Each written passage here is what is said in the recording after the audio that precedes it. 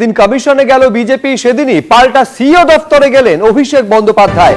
Form 6 নিয়ে কারচুপির অভিযোগে সরব হয়েছেন অভিষেক বন্দ্যোপাধ্যায়। ভোটার লিস্টের মাধ্যমেই চলছে ভোট চুরি বলে অভিযোগ করছেন তিনি। তার আরো অভিযোগ, 30,000 ফর্ম 6 জমা পড়েছে, তার ফুটেজ রিলিজ করুক কমিশন। এ ব্যাপারে সিইও কোনো জবাব দেননি বলে দাবি করেছেন তিনি।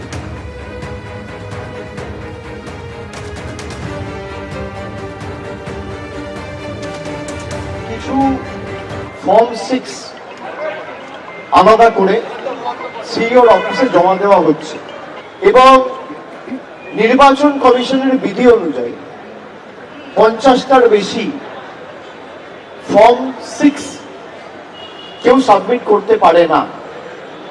আমাদের কাছে সুনির্দিষ্ট তথ্য রয়েছে যে আজকে সকাল 11টা থেকে আমরা ধরুন 6টায় এসেছি, এই 6-7 ঘন্টায়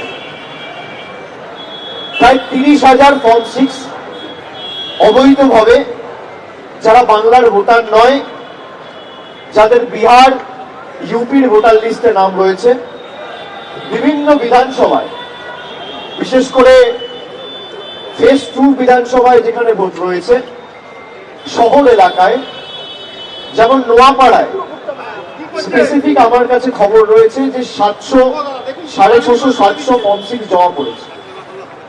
ব্যারাকপুরে জমা পড়েছে, এদিকে পূর্ব মেদিনীপুরের এগরার ফর্ম 6 জমা পড়েছে। নর্থ কলকাতার 3টে বিধানসভা কেন্দ্রে জোড়াসাঁকো, শ্যামপুকুর, চৌরঙ্গি ফর্ম 6 জমা পড়েছে এবং সব মিলিয়ে প্রায় 30,000 ফর্ম 6 জমা পড়েছে। সুপ্রিম কোর্টের যে গাইডলাইন রয়েছে সেখানে স্পষ্টত বলা রয়েছে, আন্ডার অ্যাডজুডিকেশন যে কেসগুলো রয়েছে, যেগুলো জুডিশিয়াল অফিসাররা নিষ্পত্তি করেছে, সেগুলো না ডিইও না সিইওর কাছে অ্যাপিল যাবে, সরাসরি অ্যাপিলেট ট্রাইব্যুনালে যাবে।